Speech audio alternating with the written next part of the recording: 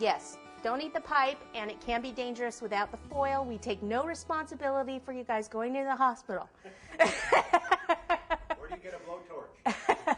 Where do you get a blowtorch like that, like the one I have? Usually at a cooking store. You can usually get them at cooking stores. Or you can get them online. I think Lisa Ellis got, she emailed once. Email her, see where she got hers. She got hers online somewhere. Yeah.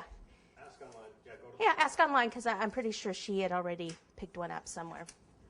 Okay, so that was 11 inches. Yep, check my measurements here. So I've got 11 inches here.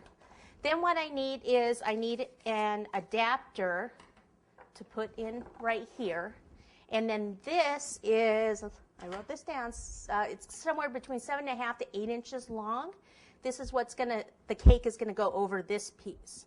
Now the reason that we just don't do it in one long piece is we need something to stop our boards from slipping all the way down the pipe. Okay, so I put this in, then I can put this over the top, like so. And then my boards and my styrofoam, like my styrofoam actually needs to go over, and it needs to go past this and right up to that adapter. See, it's pretty much flush with the adapter there, like that. Okay, then I would take a board like this. That's the same size. Let me just get one of the cakes out. I have the cakes in the freezer. I like them, I really like them actually frozen when I cut and carve this, but I transported it here. Just got here like, I don't know, 40 minutes ago, and it's not frozen again, but at least it's chilled. So this is actually the bottom cake board that I have. It's stuck to my cake.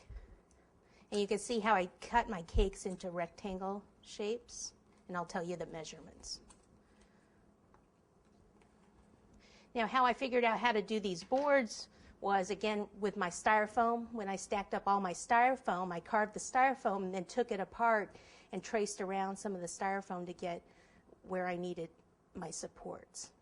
So we're going to have 3 boards in there. Okay?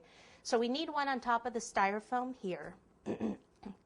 So this one is actually going to go over the top like this, and the cake will go down on top of it.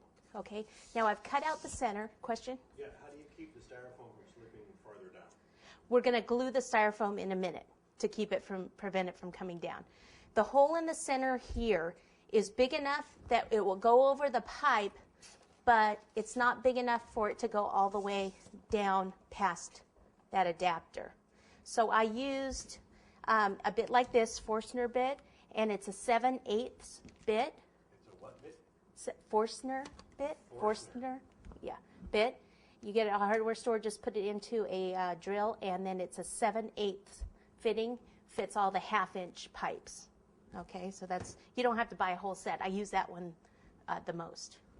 Okay, so then this will go right over, and see how it won't go down any further. Okay, so I've got a hot glue gun on here. What I'm going to do is put some hot glue on here. Go ahead and, we've got another question. Move this up. Oh, woo! It's dangerous stuff, people. Okay, do we have a question while I'm doing this? Yeah, how do you cut the styrofoam? How do I cut the styrofoam? I cut the styrofoam with the same knife I carved my cake with, which is just a knife like this, is what I cut my styrofoam with. I don't really like all those styrofoam cutters. They don't work that well.